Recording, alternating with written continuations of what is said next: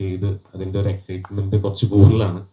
കാരണം ഇതൊരു തുടക്കം എന്ന് പറയുന്ന പോലെ പുള്ളി രാജേഷ് പറഞ്ഞ പോലെ പരിമിതിക്കുള്ളിൽ നിന്നിട്ടുള്ളൊരു സിനിമ എന്ന് പറയുന്നത് എന്നെ സംബന്ധിച്ച് എനിക്ക് ഇതുവരെ ഒരു കാര്യം ചെയ്യുമ്പോഴും ഒരു പരിമിതിയായിട്ട് തോന്നിയിട്ടില്ല. ഇത് വളരെ ഈസി ആയിട്ട് ചെയ്തൊരു പടമാണ്. പക്ഷെ ഉണ്ടായിരുന്നു, അതായത് നമ്മളുടെ പ്രൊഡക്ഷനും ഇതിലുണ്ട്. ഇപ്പം ബാദുക്ക ചെയ്ത പ്രൊഡക്ഷനിൽ എനിക്കൊരു നിർബന്ധം ഉണ്ടായിരുന്നു, തുടങ്ങുമ്പോൾ ഏറ്റവും കുറഞ്ഞ ഒരു ബഡ്ജറ്റിൽ ഒരു പടം ചെയ്യണം. ബാദുക്ക ഇതുവരെ അസോസിയേറ്റ് ചെയ്ത, സോ അത് എന്നെ കൊണ്ട് സാധിച്ചു. കാരണം ഒരു വലിയ പടത്തിന്റെ പണിപ്പുരയിൽ നിൽക്കുമ്പോൾ കൊറോണ അങ്ങനെയുള്ള കാര്യങ്ങളൊക്കെ വന്നപ്പോൾ കുറച്ച് നമുക്ക് അതുമായിട്ട് മുന്നോട്ട് പോകാൻ കുറച്ച് ബുദ്ധിമുട്ടുകൾ വന്നു. സോ അപ്പോൾ ഞാൻ എന്തെങ്കിലും പ്രൂവ് ചെയ്യണം എന്ന് എനിക്ക് അപ്പോഴാണ് തോന്നിയത്. കാരണം ഞാൻ ഉദ്ദേശിക്കുന്ന ഒരു ബഡ്ജറ്റ് എനിക്ക് അതിലോട്ട് എത്തുന്നുണ്ടായിരുന്നില്ല നമ്മൾ കാണുന്ന പ്രൊഡ്യൂസേഴ്സിനൊക്കെ. എനിക്ക് തോന്നി അത് ഞാൻ പ്രൂവ് ചെയ്യാത്ത, ഞാൻ കുറച്ച് ആഡ്സ് ഒക്കെ മാത്രമാണല്ലോ ചെയ്തിരിക്കുന്നത്. എന്തായാലും അതിനുവേണ്ടി എഴുതി ഒരു കഥയാണ്. അത് ഡെവലപ്പ് ചെയ്ത് ഈ ഒരു അവസ്ഥയിൽ എത്തിച്ചിട്ടുണ്ട്. അപ്പൊ അതിനെക്കുറിച്ച് കൂടുതൽ ഞാനെല്ലാം കണ്ട ആളുകളാണ് സംസാരിക്കേണ്ടത്. എന്തായാലും ഒത്തിരി നന്ദിയുണ്ട്. കാരണം എന്നെ ഇഷ്ടപ്പെടുന്ന ആളുകളാണ് ഇവിടെ കൂടുതൽ എന്നല്ല വന്നിരിക്കുന്ന എല്ലാവരും. ജനിച്ച് വളർന്ന നാട്ടിലെ ചേട്ടന്മാരുണ്ട്, സുഹൃത്തുക്കളുണ്ട്, ഒപ്പം കൊണ്ടു നടന്ന. ഈ സിനിമ ഒക്കെ എന്ന് വെച്ചാൽ ഹൈ റേഞ്ചിലായിരുന്നു. അപ്പം പലപ്പോഴും പലരും കയറാൻ മടിക്കുന്ന സ്ഥലത്തൊക്കെ ഞാൻ ആദ്യം ഒരു കസേരയിട്ടിരിക്കുകയും അതുകൂടെ ചെയ്യാന്ന് പറയുകയൊക്കെ ചെയ്യുമ്പോൾ ആ ധൈര്യമൊക്കെ വന്നത് എൻ്റെ ഫാമിലി, എൻ്റെ സുഹൃത്തുക്കള്, എൻ്റെ നാട്ടിലെ ചേട്ടന്മാരെ, ഇവരൊക്കെ ഞാൻ സഞ്ചരിച്ച വഴിയിൽ ഒരു ലിമിറ്റേഷൻസ് എനിക്ക് വെച്ചിരുന്നില്ല. ഇന്ന സ്ഥലത്ത് പോകണം എന്ന് പറഞ്ഞു കഴിഞ്ഞാൽ നമ്മൾ അവിടെ പോകും. ഒരു മലയുടെ മുകളിലാണെങ്കിൽ അവിടെ കയറും.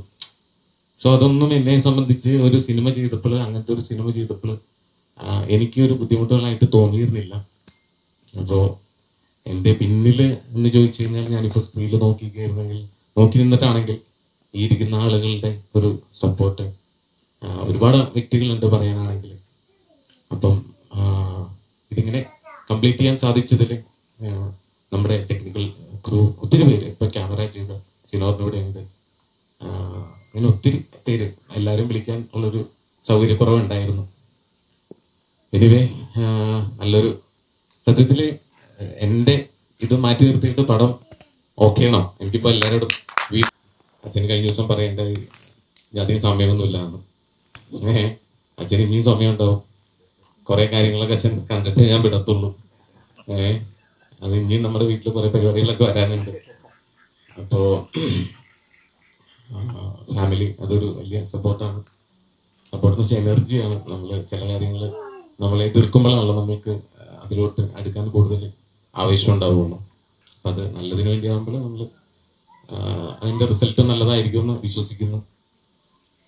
എനിവേ നമ്മുടെ ഇവിടെ കൂടിയിരിക്കുന്ന കുറച്ച് ആളുകളുടെ അഭിപ്രായം കേട്ടാൽ കൊള്ളാമെന്നുണ്ട്. ഒരിക്കൽ കൂടി നന്ദി പറയുന്നു. കുറച്ച് എക്സൈറ്റഡ് ആണ്, അല്ലെങ്കിൽ ഒരു പ്ലാൻഡ് ആയിരുന്നില്ല. പടം എങ്ങനെ ഇരിക്കും എന്നുള്ളൊരു പരിപാടിയായിരുന്നു എനിക്ക് ആദ്യം ടെൻഷൻ ഉണ്ടായിരുന്നത്.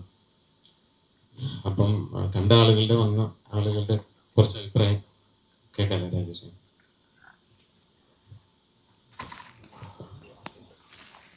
ഒരുപാട് പേരെ വിളിക്കാനുണ്ട്, എന്നാലും പെട്ടെന്ന് വിളിക്കാൻ. എനിക്ക് തോന്നുന്നു ഒരുപാട് സിനിമകളിലൂടെയൊക്കെ നമുക്ക് ശ്രദ്ധേയമായ എനിക്ക് തോന്നുന്നു ഹിറ്റായിട്ടുള്ള ഒരുപാട് സിനിമകളുടെ ഭാഗമായിട്ടുള്ള വിനീതേട്ടൻ ഇവിടെ ഉണ്ട്. അപ്പോൾ അത് തന്നെ ഞാൻ പറഞ്ഞു ഡയറക്ടറോട് നടുവിലുണ്ട്. ഞാനിതിൽ അഭിനയിച്ചാണ്, അത് നല്ലത് കൊണ്ടല്ലോ എനിക്കിഷ്ടമായി. പേഴ്സണലായിട്ട് എല്ലാവർക്കും തീർച്ചയായിട്ടും കാണാൻ പറ്റിയൊരു സിനിമയാണ്. അത് ഏത് മൂഡിലാണ് കാണുന്ന പ്രേക്ഷകർക്കനുസരിച്ചിരിക്കും. ഹൊററാണോ, ലവ് ആണോ, ചെറിയ ത്രില്ലറാണോ, നന്നായിട്ടുണ്ട്, അടിപൊളി. എല്ലാവർക്കും നമസ്കാരം. എല്ലാവരും എൻജോയ് ചെയ്തു എന്ന് പ്രതീക്ഷിക്കുന്നു. അടിപൊളിയായിട്ടുണ്ട്. ഡയറക്ഷൻ ആയിക്കോട്ടെ, സിനിമാറ്റോഗ്രഫി ആയിക്കോട്ടെ, മ്യൂസിക് ആയിക്കോട്ടെ. വിനീതേട്ടൻ പറഞ്ഞതുപോലെ ആദ്യം നമുക്ക് നല്ലൊരു ഹൊറർ പേടിച്ചു, നല്ല രീതിയിൽ ഞെട്ടി. അമ്മേന്ന് നല്ലൊരു കുറച്ച് ആളുകൾ കേട്ടിട്ടുണ്ടെന്ന് എനിക്ക് അറിയില്ല. പക്ഷെ ബ്യൂട്ടിഫുള്ളി പിക്ചറൈസ്. എനിക്ക് സത്യം പറഞ്ഞാൽ ഞാൻ ആകെ കൂടി 2 ദിവസം ഉണ്ടായിരുന്നുള്ളൂ. 2 ദിവസം ആ ചെറിയ മോണിറ്ററിൽ തന്നെ ഫ്രെയിം കണ്ടപ്പോൾ എനിക്ക് ഇനിയും ഇതിൽ വേണം ഇതിൽ വേണം അത്രയും ബ്യൂട്ടിഫുൾ ആയിട്ട് തന്നെ ക്യാപ്ചർ ചെയ്തത്. ആൻഡ് ആസ് എ ടീം നമുക്ക് ഭയങ്കരധികം കംഫർട്ടബിൾ ആയിരുന്നു. ആൻഡ് ദിസ് മൂവി തിയേറ്റേഴ്സിൽ വരണമെന്ന് നമുക്ക് എല്ലാവർക്കും ഒരുപാട് ആഗ്രഹമുണ്ട്. കാരണം ഈ ഒരു എഫക്ട് തിയേറ്റേഴ്സിൽ കാണുമ്പോൾ തന്നെ നമുക്ക് ഫീൽ ചെയ്യുള്ളൂ. And thanks to each one of you for support. ഇവിടെ വന്ന് നമ്മുടെ കൂടെ ഈ സിനിമ കണ്ടതിൽ വളരെയധികം സന്തോഷമുണ്ട്. Thank you so much. അടുത്ത പടത്തിൽ ഇനിയും വേണം എനിക്ക്. Thank you so much. എനിക്കോട് സിനിമയെ കുറിച്ച് നിങ്ങളെല്ലാവരും പറയാതിരിക്കും നല്ലത്. കാരണം ഞങ്ങള് എന്താ പറയുക, കൊറോണ സമയത്ത് വളരെ എന്താ പറയുക കഷ്ടപ്പാടുണ്ടായിരുന്നു, നല്ല കഷ്ടപ്പാടുണ്ടായിരുന്നു. അപ്പൊ എനിക്ക് സിനിമയെ കുറിച്ച് നിങ്ങൾ പറയാ, നമ്മളെ കൊണ്ട് ചെയ്യാവുന്ന, എനിക്ക് ഇതിൽ പലർക്കും അറിയാം, നമ്മളിത് സാമ്പത്തികപരമായിട്ടും പല പ്രശ്നത്തിൽ കൂടെയൊക്കെ ചെയ്തൊരു സിനിമയാണ്. പക്ഷെ എനിക്ക് തോന്നുന്നു ഇങ്ങനെ ഒരു ഫ്രെയിമിൽ കാണുമ്പോൾ ഇപ്പൊ എനിക്ക് പോലും അങ്ങനെ ഒരു പരിമിതി എന്ന് ചെയ്ത പോലെ തോന്നുന്നില്ല. നന്നായിട്ട് ചെയ്യാൻ പറ്റി. അപ്പോ നിങ്ങളെല്ലാരും പറയാ, അതായിരിക്കും നല്ലത്. എന്തായാലും സിനിമ അല്ല, സിനിമയുടെ ഒരു ജീവിതത്തിലെ കുറെ സ്വപ്നങ്ങളിലെ ഒരു ചെറിയ സ്വപ്നമായിരിക്കും ഞാൻ വിചാരിക്കുന്നു. ഇനിയും വലിയ സ്വപ്നങ്ങൾ നടക്കട്ടെ. ഒന്നും ലിമിറ്റിലൊന്നും പ്രൂവ് ചെയ്ത ആളാണ്. എല്ലാവർക്കും ഇൻസ്പിറേഷൻ ആണ് ഇനി ശ്രമിക്കുക. നമസ്കാരം. സക്കീർ. ഇതിന്റെ ആദ്യത്തെ ഒരു വെല്ലുവിളി എന്ന് പറഞ്ഞാൽ കൊറോണ ആയിരുന്നു ഈ സിനിമയുടെ. രണ്ടാമത്തെ പ്രശ്നം ബഡ്ജറ്റായിരുന്നു.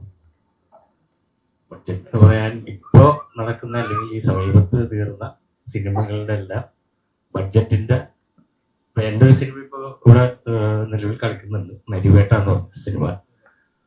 അത് 22 കോടി രൂപയായിരുന്നു. അപ്പോ ഈ സിനിമയുടെ ബഡ്ജറ്റിന് ഞാൻ പറയാതെ തന്നെ ഊഹിക്കാം. എന്നാലും ആ 22-ൽ 1 താഴെയായിരുന്നു ഇതിന്റെ ബഡ്ജറ്റ്. അത് വെച്ചിട്ട് മാക്സിമം ഏറ്റവും നന്നായി കളർഫുൾ ആയിട്ട് ചെയ്തു തന്നിട്ടുണ്ട്. നന്ദി. Thank you. All the best. നമസ്കാരം. ഈ പടത്തിനെ കുറിച്ച് പറയുകയാണെങ്കിൽ പ്രേക്ഷകരാണ് ഏറ്റവും കൂടുതൽ പറയേണ്ടത്. ഞാൻ ടെക്നിക്കൽ സൈഡ് മാത്രമായിരുന്നു എൻ്റെ വർക്ക്. അപ്പോൾ എന്തായാലും ശ്രീലാലിന്റെ സൈഡിൽ നിന്ന് ഗംഭീരമായിട്ട് മേക്കുണ്ടായിരുന്നു. എന്തായാലും സൂപ്പറായിരുന്നു. പിന്നെ സിനിമയുടെ വർക്ക് എന്ന് പറഞ്ഞാൽ നിങ്ങൾ കണ്ടുപോകണമല്ലോ. ഇപ്പൊ എൻ്റെ ലൈറ്റിംഗ് പാറ്റേൺ ആയാലും പിന്നെ ടോട്ടൽ ഒരു കളർ പാലറ്റ് പോലും എനിക്ക് സപ്പോർട്ട് ചെയ്തത് പുള്ളിയായിരുന്നു. പിന്നെ അതുപോലെ തന്നെ ഞങ്ങൾക്ക് ഒരു പരിമിതികൾ ഉണ്ടായിരുന്നു ഈ സിനിമയ്ക്ക്. കാരണം നമ്മൾ കുറെ സിനിമ ചെയ്തിട്ട് പോലും ഇങ്ങനൊരു കൊച്ചു ബഡ്ജറ്റിലാണ് നമ്മൾ ഈ പടം തീർന്നത് തന്നെ. അപ്പൊ എന്തായാലും എല്ലാവരും ഒന്ന് കണ്ടതിൽ സന്തോഷം. Thank you.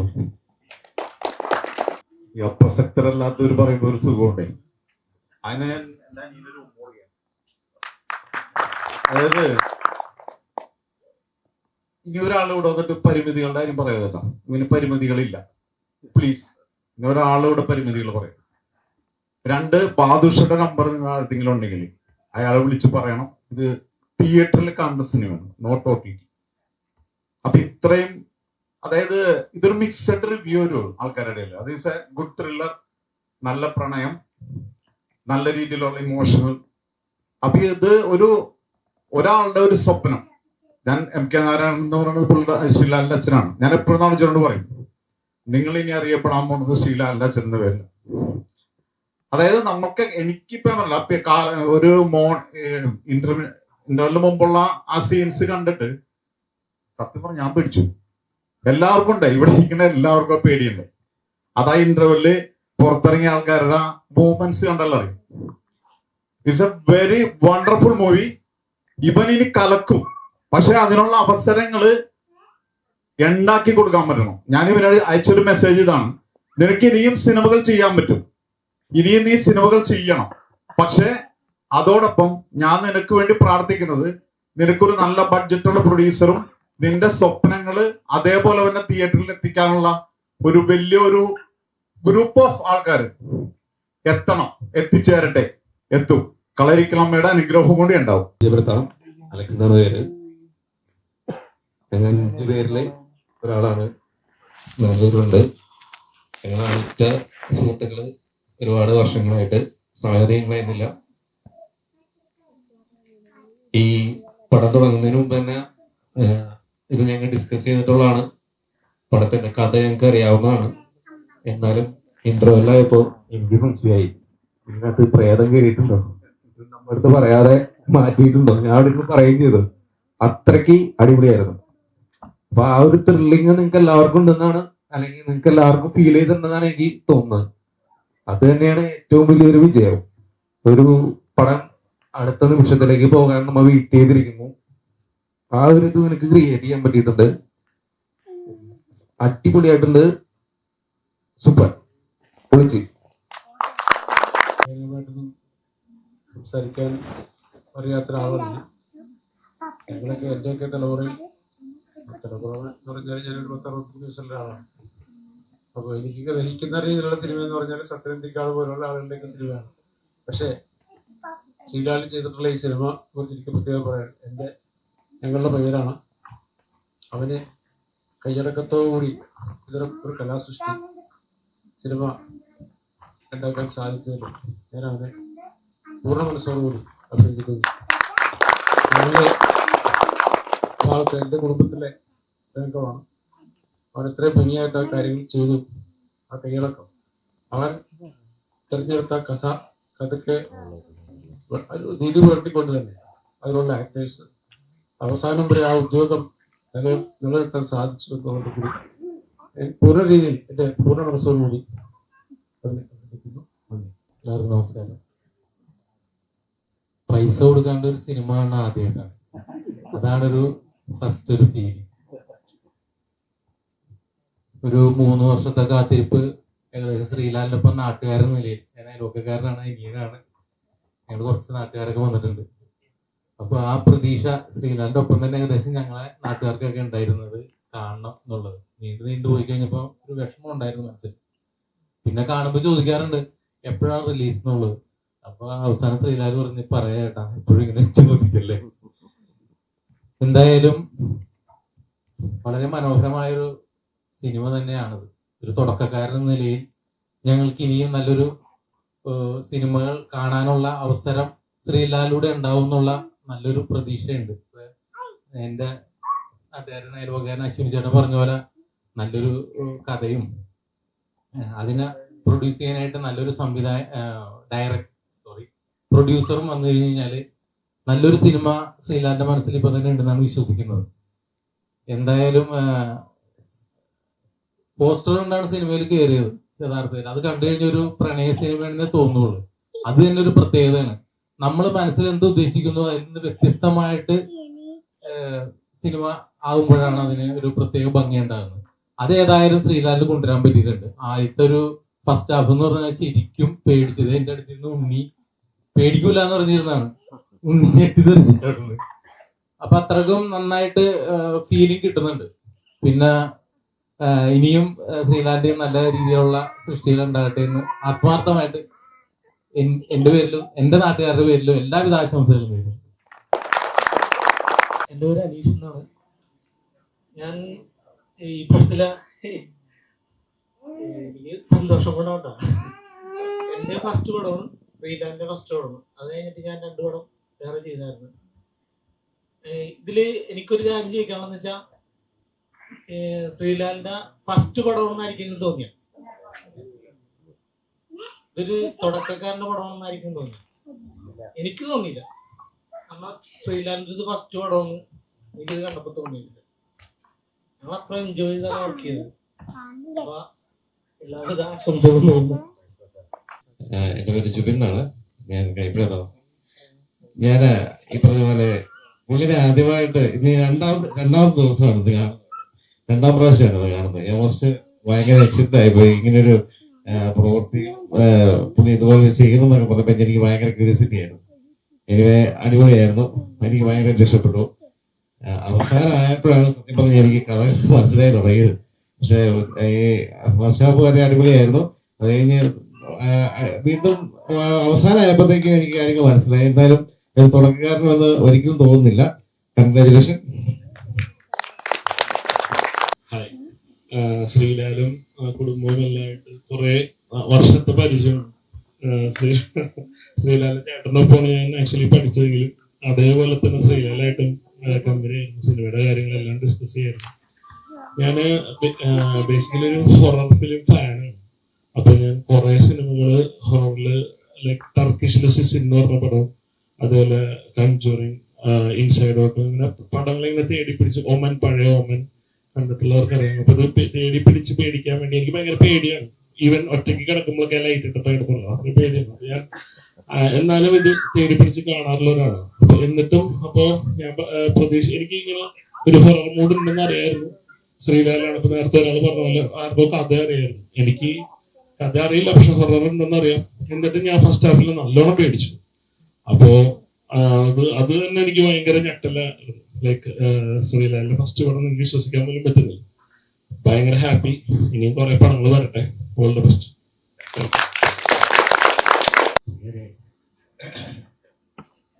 തീരെ വയ്യാത്തൊരവസ്ഥയാണ്.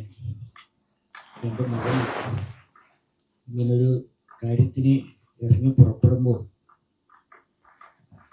ഈ സിനിമയുടെ ഷൂട്ടിംഗ് തുടങ്ങണ ദിവസം വിളക്കത്തിക്കണമെന്ന് പറഞ്ഞു. അച്ഛൻ വന്ന് ലീവ് നോക്കി വിളിക്കണം. ഞാൻ വാസ്തവത്തിൽ അന്ന് യഥാർത്ഥത്തിൽ അതിന് ഉത്സാഹപ്പെടുത്തിക്കൊണ്ട് സിനിമ എടുക്കാൻ പോകണം എന്നുള്ളൊരു ധാരണയാണ് എൻ്റെ മനസ്സിലുണ്ടായിരുന്നു. പക്ഷെ അതൊരു ചലഞ്ചായിട്ട് തന്നെ ഇപ്പോൾ വന്നെന്ന് എനിക്ക് മനസ്സിലായി. ഞാൻ വാസ്തവത്തിൽ അവിടെ നിന്ന് ഞെട്ടിപ്പോയി. ആദ്യത്തെ ആ ഇന്റർവ്യൂവിന് മുമ്പുള്ള ഇത് കണ്ടു കഴിഞ്ഞപ്പോൾ ഞെട്ടിപ്പോയി. ഇത്രയ്ക്ക് ഈ ഭാവനയോടുകൂടി ഈ കാര്യങ്ങൾ കൈകാര്യം ചെയ്യാനായിട്ട് അവന് കഴിഞ്ഞല്ലോ. അത് അവനുമായി ബന്ധപ്പെടുന്ന ഈ ഇരിക്കുന്ന ആളുകളും അവനോടൊപ്പം നിൽക്കുന്ന മുഴുവൻ സഹപ്രവർത്തകരും അകമഴിഞ്ഞ് തന്നെ അവന് വേണ്ടി സഹായം ചെയ്തിരുന്നുള്ള കാര്യത്തിൽ ഒരു സംശയമില്ല. അതിന്റെ ഒരു വിജയം കൂടിയാണിത് എന്നാണ് എനിക്ക് തോന്നുന്നത്. ഏതായാലും ഉദ്ദേശിച്ച രീതിയിൽ തന്നെ ഒരു തുടക്കക്കാരൻ എന്നുള്ള നിലയിൽ ഉദ്ദേശിച്ച രീതിയിൽ കൂടി തന്നെ ഈ കാര്യങ്ങൾ ഭംഗിയാക്കാൻ കഴിഞ്ഞിട്ടുണ്ട്. ഹൃദയത്തിൽ ഒരു ഞെട്ടൽ ഉളവാക്കി തിയേറ്ററിൽ നിന്ന് ഇറങ്ങി പോവുള്ളൂ ആരും എന്നാണ് എനിക്ക് തോന്നിക്കുന്നത്. ഇതിന് കൂടുതൽ കരുത്തോടെ മുന്നോട്ട് നീങ്ങട്ടെ. കണ്ട് ഇരിക്കാനുള്ള സാഹചര്യങ്ങളൊന്നുമില്ല. വയസ്സ് 76 കഴിഞ്ഞു. 77